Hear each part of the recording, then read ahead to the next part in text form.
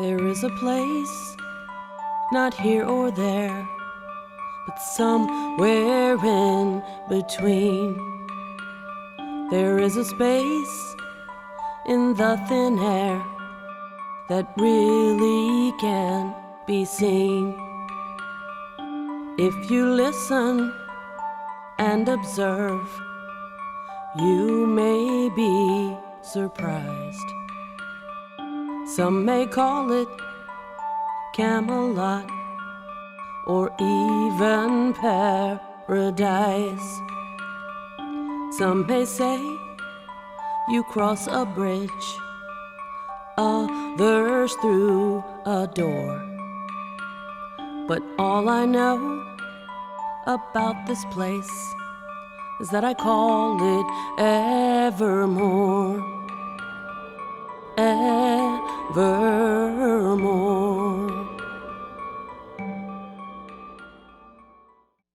Good evening, sweet spirits. Welcome to the show. My name is Suzanne Sorrell, and I'm the host and producer of the Evermore Paranormal Network. On this episode, we have a special guest.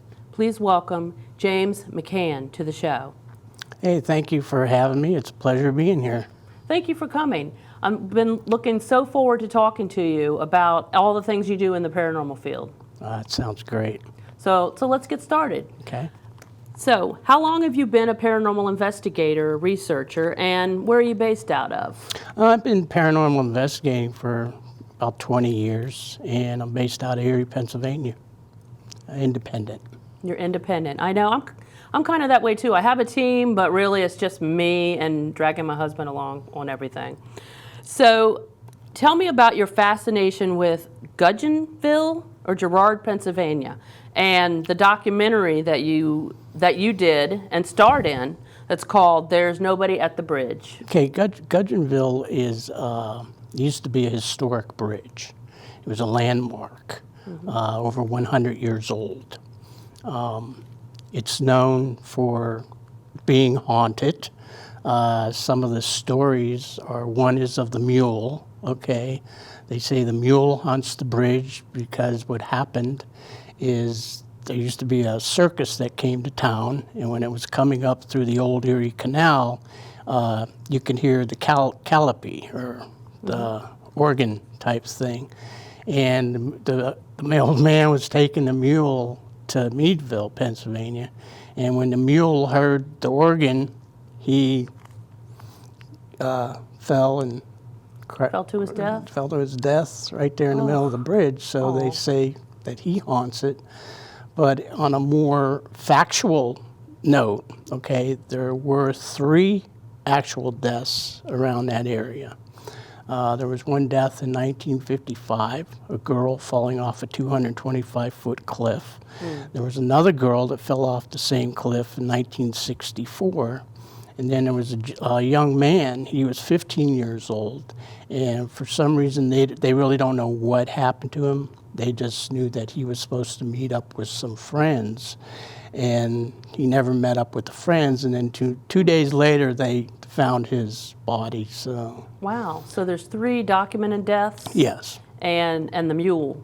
Yes. Now, do they hear the mule? I know I've heard these stories before because we've talked before on another show. Yeah. Does anybody ever hear the mule, like sounds or anything like that? In the old bridge, I would say yes. People would say they would hear clacking of the hooves and things like that. Yeah.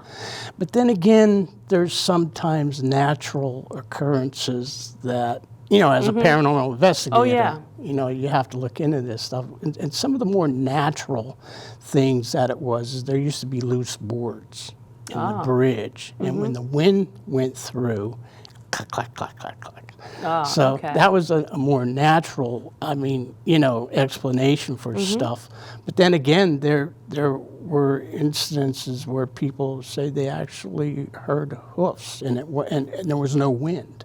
And I kind of believe that because me and my buddy had an experience like that when we were out there investigating one night. Yeah, that's what I was wondering, if you would hear, the different kinds of paranormal activity you would experience. So you made a documentary about it, and is it still available to to watch, Yes, to buy, or whatever? it's still available. However, now it's on YouTube. You can okay. search "There's Nobody at the Bridge," and it'll take you to the link, and you can watch it there. Okay, well, I did watch it for our last show, and I told you it was great. I loved it. It was just really interesting. It kept me, watching it all the way to the end to find out why there's nobody at the bridge. Thank I love you. the title. And so I see that you also were started another documentary in 2010 called Ghost of Fire. Yeah, that was. What's that about? That was about Centralia, Pennsylvania. Oh, wow. I want to get there. Basically a ghost town that is burning from underneath because of a coal vein caught fire. And it's still burning today because they can't get it out. Wow. Did you produce that? Or, No, I didn't. but were you like the host? Or I how was were just you one part- of the people that were in it. Were in it? Yeah, sounds like a really great. I've been wanting to get there to Centralia. Are people still go there? Are they allowed? I know they're not really supposed to go there. They don't want people to. For a while there, it was okay. Yeah, the last time I was there, they had put no trespassing signs up. So the cause of the no trespassing signs were a lot of, I would say, graffiti, garbage being strewn around, Oh yeah. and see that they don't have like really anybody to take care of the place. It's eminent domain, you know. So it's just basically a ghost town. There's one church on the hill, Russian Orthodox church, 5 cemeteries. 5 cemeteries. And that was the whole concept behind Ghost of Fire, was the fact that the fire could burn for 1,000 years, and it might consume one day the cemeteries, and there's no real inkling to relocate, Oh, that's sad. the bodies, So you were also on an episode of My Ghost Story. I didn't know about that. So what were you talking about? Well, my ghost story was basically about my experience that I had while we were filming Ghost of Fire. Oh, really? And what a lot of people don't know is that my family is actually from Centralia in a little town called Branchdale. And I was born in Pottsville. It's all in the same area. And my grandmother and grandfather were from Centralia, as well as my great-grandmother and my great-grandfather. So I was going up to film Ghost of Fire, and I knew I had an idea that they were buried in the cemetery where the church is up on the hill. And I didn't know exactly where, and I was thinking to myself, wow, this is going to be a hard stone to find, because I'm thinking, well, maybe it's so old that the names are etched off, from the weather and stuff like that. And we were filming Ghost of Fire the one night, and there's a stairway that goes up to the cemetery. Well, I was walking up, and I was standing on the stairway, and I was just like thinking to myself, oh man, again, this is going to be hard to find this headstone. And then right at that moment, I heard a disembodied voice, a woman's voice, say, "Look up." Wow. And I looked up, and just like, how the hair raises up on your hairs when you Getting have that right now. You're telling me the story. when you have a paranormal experience. And I looked up, and I'm looking right at their headstone. Huge shock, Milo and I can't remember her name. Well, I want to. Do you know where that is? It on YouTube to watch? Is there a way to watch that? I'd love to see your episode. You'd probably have to maybe try and search, because I know it was being rerun on the Travel Channel. Yeah. I'd say probably maybe a year ago, but I don't know if they're still doing that show. I'll check it out. But you'd probably have to maybe search the show to see if they still have links up. But I'll look. And I see that you were also on a show called Eerie Extreme. You're a regular on that. yeah. Tell me about that. Well, Erie Extreme is actually a fishing show. Yeah, you know, that's what people are probably thinking. Right. What's a fishing show? Do you have to do? fish? Sometimes. Sometimes. But anyway, that came about. Dave Lefebvre, he's a pro fisherman out of Erie, and he got a hold of me, and he wanted to do for Halloween, a Halloween episode, and my name came up, and he called me, and I said, yeah, sure, we'll do it. So we did an episode, and it went off so well that sometimes he has me back now to do paranormal episodes. So that's how that goes. Well, that's great. Sounds fun. Yeah. Well, we're going to take a quick break, okay? So we are going to take a quick break, and we will be right back.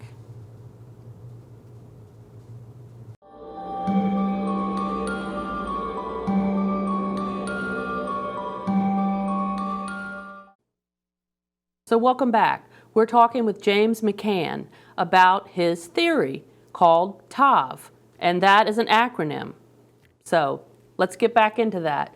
What does TAV stand for? TAV stands for Transient Apparitional Visual Energy, okay? Yeah, that's a mouthful. I like the acronym TAV, or how do you say it? TAV, TAV? TAV.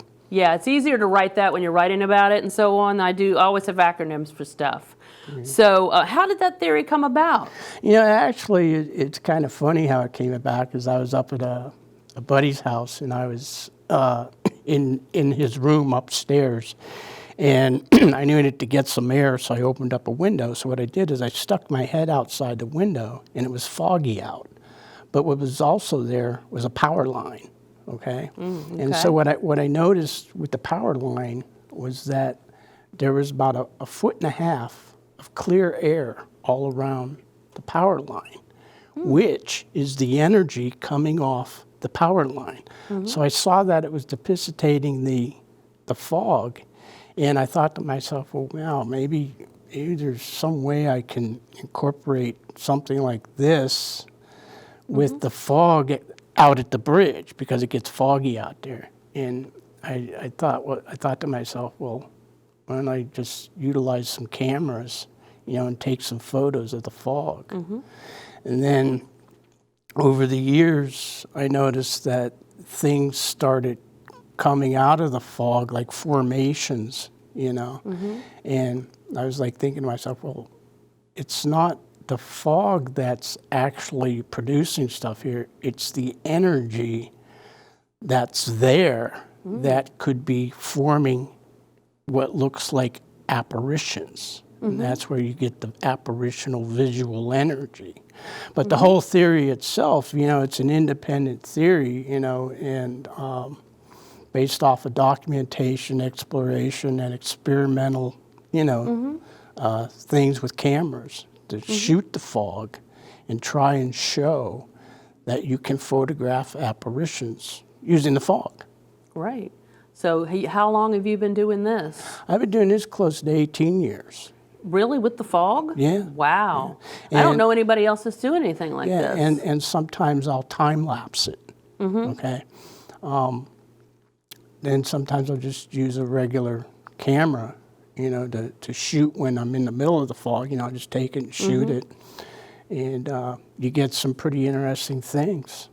Yeah, so you use cameras. What other kind of equipment do you, obviously cameras, but is there any other kind of measurement equipment or anything like that? It's been tested, and we've been testing it with flares, cameras, and stuff like that. And what's interesting with the flare is that when you shine it up on the bridge at one point in time, you saw a yellow glow that was like really small. But then it got larger and bigger, and then it disappeared.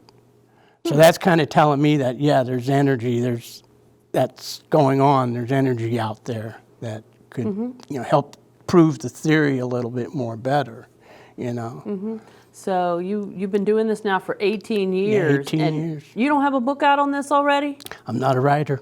No, you're a researcher though, so you gotta do something. Well, Or do another documentary, I guess. Is that what you're working I might on? have something up my sleeve there. Yeah, so I know you brought a bunch of pictures and of some of the evidence, and we'll get into that. So, Yes. where are you at right now with the theory? Do you feel like this is a concrete, theory that yes, there are spirits? I think to oneself, you could say that it's concrete, but there's so many people out there that, you'd have to prove it to. Oh, yeah. Just in my opinion, I really don't have to prove it. No, you but, know it. It's hard, to come up with something like this, especially when you're dealing with things like pareidolia, Exactly, where the yes. mind makes you think you're seeing faces and stuff and things like that. Yeah, what kind of things do you see? Faces, people. What kind of things do you see in the fog? Faces, full-bodied apparitions, arms, legs, fingers, noses, detailed eyes, and Do that's you recognize anybody at all? No. Do you feel like No. No. In an instant, sometimes I think maybe it's different dimensions, through the space and time that I'm capturing, because sometimes the photos that you do get, they look like scenes, like you're looking at a scene. Wow. Okay. So there That's may pretty be cool. some like messaging in there with some of the photos. The other thing that's happening too is that I'm capturing something that's in another photo, that's in another photo, and in another photo at a different time, a different date, Oh, that's different good. place, and a different area than it just staying in one locale. Wow. Now that's Yeah. good because you're replicating. You're seeing the same thing in other places at other times Right. in the fog. So That's really good evidence. So what right it's doing there. is it's repeating itself. Okay. It wants to get a message across to you, Right. whatever they're But trying to say. But it's not repeating itself in the same area, the same Right. place. So it's different. So Well, I think that's even cooler, actually. it could Some kind of be- universal message that they're Right, trying to right. send. Right. Do you? I know the theory is visual energy, but are you getting any audio from it as well? Oh, yeah. Like, are you hearing any communication, verbally, Oh disembodied yeah, voices, we have kind of thing? we have tons of EVP from out there. And this is all at the bridge. Yeah. Yeah. Only at the bridge. Is that where you tested? And what I like to tell people is, I think it's a mixed bag of emotional paranormal activity. I bet. Well, it sounds really interesting, and I think you do need to do another documentary. By the way, that reminds me, we were talking earlier, I was going to ask you, on the bridge, is it still there or did they tear it down? No, it was actually caught fire in 2008 by arsonists. Oh, They both were caught, got 10 years each. But yeah, they so it told- was a wooden bridge. Yeah. Wow, and did they rebuild it? Is there something else? Yeah, they rebuilt it, but they didn't rebuild what it looked like before. It's just flat now. Yeah. But there's still activity. I still yeah. I still work the area because someone told me a long time ago it's not really a structure too that's on it. It could be the land. What would be, in this particular type of, the theory that you're working on and testing and developing, what would be your holy grail of evidence? Like, what would be, like, or have you already gotten it? Do you really, what would be that piece of evidence that would say, this is it? I have it right here that there is life after death. Well, You think? Have you already got it, you I think? could probably already have it because Yeah. I don't know if you know or remember, but I actually had near-death experience. Oh, yes. And from the bridge, there was 3 lights that I captured on video. And when those 3 lights happen, things happen to me. You may not believe it or not, but they happen in threes. Yeah, I do believe things happen in threes. So yeah, I do remember us talking about your near-death experience on the other show that we do on the road trip. So you've already got the Holy Grail. But I was thinking maybe in the, the TAV Holy Grail of evidence. There's a lot. There's a lot. There's there's quite a few photos that I would say, in my opinion, Right. my own independent opinion, is the Holy Grail. I have 2 photos that were taken 3 days apart, and one appears to be a woman leaning over the bridge, and then the other one looks like a woman, almost the same woman, okay? And what's interesting about these photos is that they both appear to have halos. Oh, wow. That's Yeah. cool. And again, they're taken in different areas. That is special. Well, we're going to have to take another break, so we're going to be right back. We're going to take a break, and we'll be right back.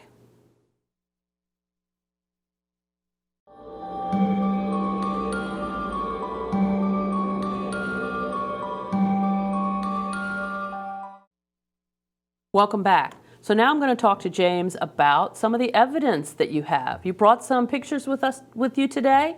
Yes, the first picture that you're going to see is the picture I was talking about earlier. As you can see, there's 2 photos side by side.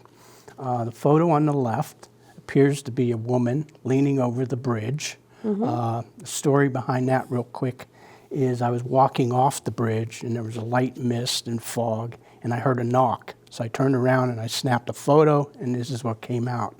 Now, the second photo is 3 days apart, and if you look to the right, you'll see what appears to look like the same possible apparition in the left-hand photo. Now, there's something very interesting about both these photos, and that is if you look at the head of these possible apparitions, you see that they both have halos. And a priest actually showed me these 2 photos when I was doing a lecture, and he brought them up, and I was like, I'm like, oh, wow, I didn't know that. Now I see it, And basically, in some sense, when you see an apparition or something like this with halos, it's usually a sign of the Trinity. Well, that's really nice. I like that. So what is your next photo? Okay, the next photo is an example of how it's being captured from the camera. So you see that right here is the camera, and if you look to the bottom left-hand corner, you see what looks like a child. And Yeah, I you see can it. clearly see the arms and the legs. Like a little doll or Yeah, it's cute. yeah. I see it. But it's showing that the photos aren't made up. It's actually shot, and that's what the camera's picking up. Okay. How about the next piece of evidence? Okay, number 3. Okay. Another example of the camera shooting and capturing it right on the camera. As you can see, it almost looks like a profile, a face, a profile. In my own opinion, I would say probably 16th, 17th century is what I would go with, like the old paintings from the 16th and 17th century. Oh, yeah, I see it, even on this little paper in front of me. Yeah. I'm sure the audience is going to see it when we have it here blown up in between us. Yep. And the last photo, number 8 for us. Okay, number 8 kind of is an example of it's not only being captured at Gudgeonville, it's being captured in other locations that I research and investigate, and this one happens to be in a cemetery. I was doing some work there, and there was a little fog coming over the hillside, and I took this photo, and if you look at it, to me it looks like a little girl sitting there with pigtails. Yeah, I so- see it. I really do. So that is really interesting, James. We have to wrap this up now because we're running out of time. So what do you have planned in 2021? 2021, well, I might have a little secret up my sleeve. Oh, okay. Great. Well, we'll have to have you come back to tell us about that secret. Yeah. I know it's a long way, but where can people find out more about you on social media? You can find me on Facebook or Instagram. I really don't have a web page, So I don't either. I need to get one. But anyway, thank you so much for coming. it's a pleasure being here. I thank you for having me. Your theory is really interesting, and I can't wait to see more evidence and see that documentary or book that you're gonna. I mean, 18 years. You need to put that down somewhere. Right. You're right. Yeah, maybe that's the secret he's talking about. So thank you for coming. Thank you. Thank you for having me. So thank you for watching the Evermore Paranormal Network. Until next time, just remember, life goes on.